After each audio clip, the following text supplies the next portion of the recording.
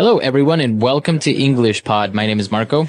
My name is Catherine, and today we're bringing you another elementary level lesson as a part of our interview series. That's right. This is part 2 of the interview series. In the last part, we talked about, a brief introduction when you arrive to a job interview. But on this occasion, we're going to talk a little bit about yourself and your life. That's right. So this is the most personal part, I think, of an interview. Let's take a listen to today's dialogue, and we'll be back in a moment to talk more about the things that you've heard.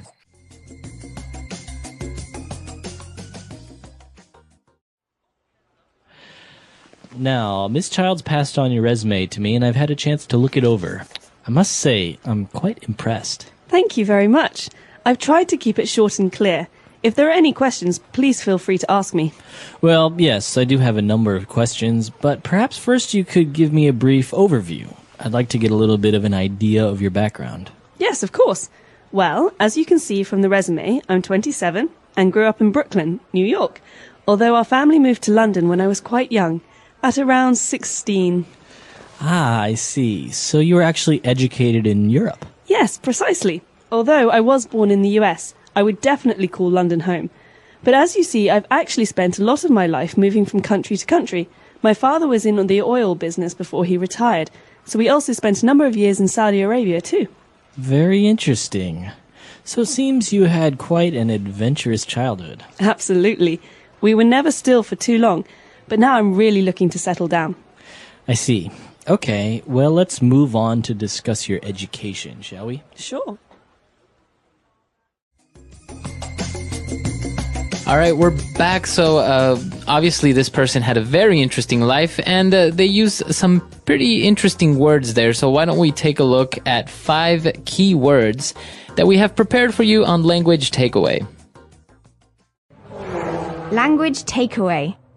All right, so the first word that we have is right when Mr. Parsons talked to Miss Childs, and he said that he was very impressed with her resume. All right, so someone says, I'm impressed when they think that something that you did or something about you is very interesting or good or better than most people's.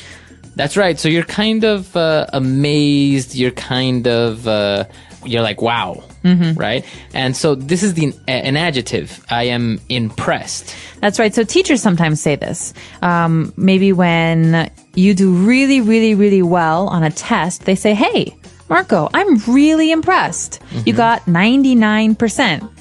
Parents say this to friends, family. So basically, this is a way to say, good job. Wow. Right, and there's also a verb. So this is the adjective, to be impressed, and the verb form would be to impress someone. So that's obviously, if you impress your teacher by studying, your teacher will be impressed. That's right.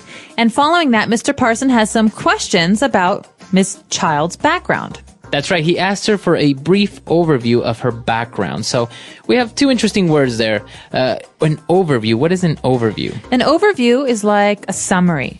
It's basically a way to ask for someone to give you a lot of information in very few words. That's right. So you don't really want too much details. You don't want somebody to tell you their life in detail. You just want a brief summary. Right. So not, I was born on August 11th in 1979 and I was, and then I went into this. And no, this is basic, simple, this is where I'm from. This is where I went to school, the end. And well, he wanted a brief overview of her background. What exactly is her background? Well, think about the word back. Okay. That means behind. Or in this case, background is your personal history.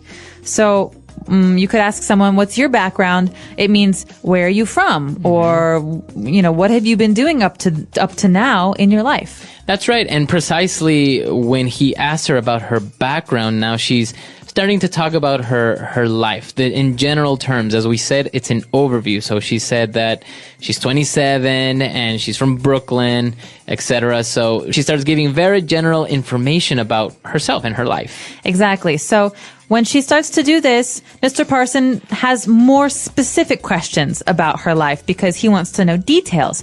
So he asks her then where she was educated. So this phrase, to be educated, is very important. That's right. So he's asking her, you studied in Europe. That's right. To be educated means to have someone teach you or to go to school somewhere.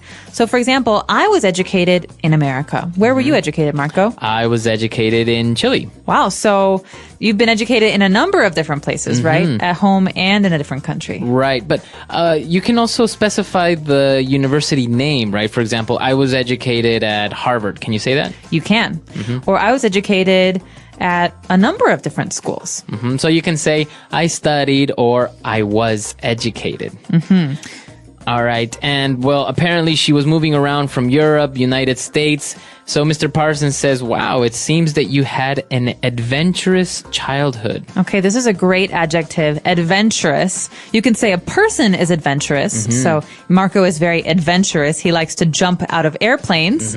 But you can also say that an experience is adventurous, like moving around a lot as a child. Right. So I guess adventurous can go hand in hand with exciting or very interesting, full of emotion. That's right.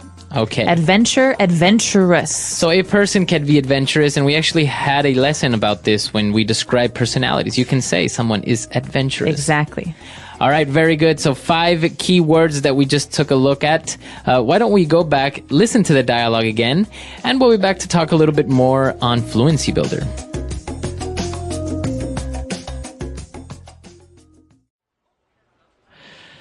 Now, Miss Childs passed on your resume to me, and I've had a chance to look it over.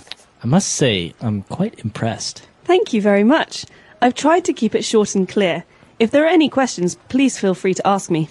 Well, yes, I do have a number of questions, but perhaps first you could give me a brief overview. I'd like to get a little bit of an idea of your background. Yes, of course. Well, as you can see from the resume, I'm 27 and grew up in Brooklyn, New York, although our family moved to London when I was quite young, at around 16.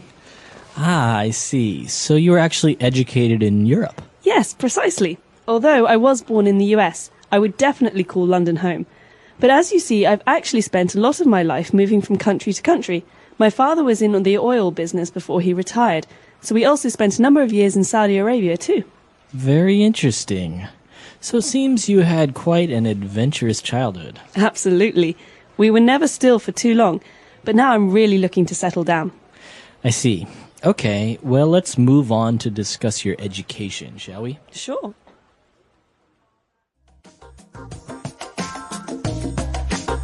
All right, we're back. So we have 4 phrases for you on Fluency Builder prepared, and let's start on with the first one. Fluency Builder.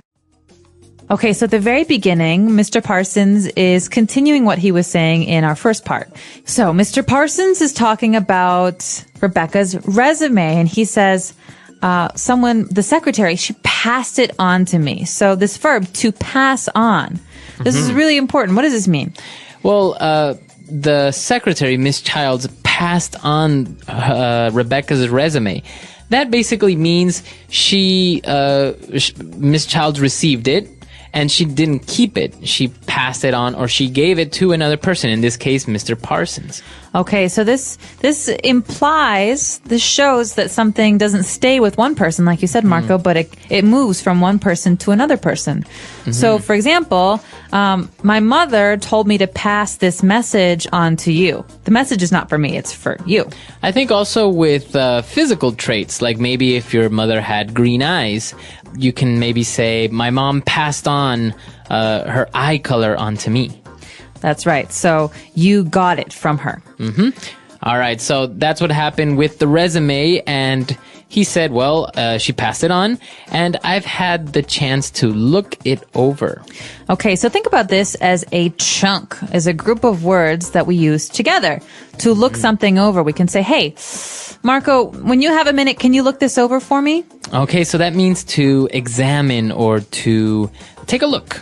Take a look at, that's right. So to look something over or to look it over. All right, so basically to examine, maybe in close detail, right? You actually take the time to read it. That's right. Okay. And then later on, they started talking about her background. As we know, she was from Brooklyn. She grew up in Brooklyn, and then she moved to London. And so Rebecca described how she spent most of her life moving from country to country. Okay, from country to country. This means that she moved to many different countries. Okay, so if I live in America all my life, I never moved from country to country. You can say this about many different things, from place to place, from town to town. It means that you go from one place to another. That's right. So as you said, if you replace the noun country, you can say from town to town. You can even say from house to house. I went from house to house asking for money. That's right. So from to Exactly. So from something to something. And for our final phrase, she was talking about how she's moved around so much that she's actually ready to settle down. Okay, to settle down. This is a really important phrase, and I think it's something a lot of people do when they're maybe in their 30s or 40s. They don't want to move anymore. So to settle down means to stay in one place. Exactly. So you stay in one place. And it can have a lot of different meanings as well. For example, to get married, many people say that's settling down. It means you want to stay in one place and have a family. Or to buy a house, because it means that you will live there for a long time. Exactly. So to settle down. So a lot of interesting phrases there, a lot of words, and this is, as we said, part 2 of our series. So I think it would be worthy for us to listen to this dialogue one last time, and we'll be back to talk a little bit more.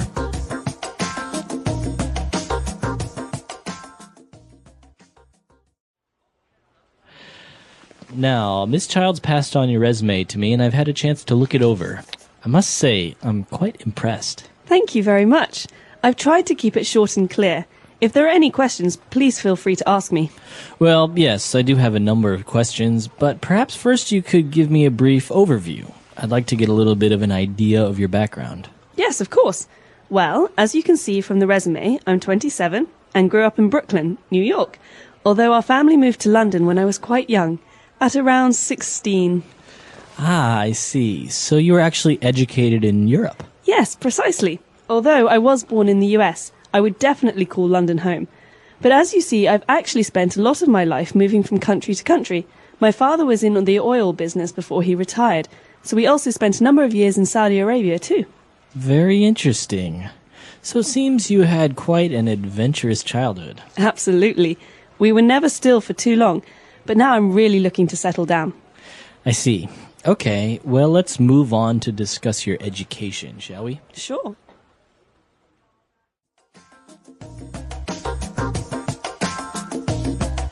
All right, we're back. So this is part 2 of a 10-part series of the interviews.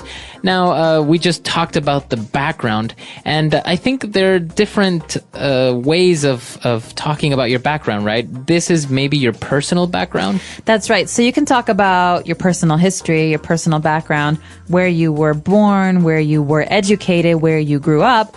But a lot of times we also have to talk about other parts of our background, like our work background, or like next week, our educational background. That's right. So part 3, we're going to take a look at your educational background. And it's going to be very important because I think in many interviews, people have a hard time describing what they studied or maybe describing exactly what they did during university or college or master's degree or something. Exactly. And we're not talking about elementary school or high school. We're specifically talking about university background here. So like you're saying, Marco, what was your major? What was your minor? What was your area of study? These are great, great, great phrases that are very important for an interview. And so we hope that if you have any questions, you'll let us know. Our website is Englishpod.com, and stay tuned for next week's episode. That's right. Okay, so we'll see everyone on the website, and until next time. Bye. Bye.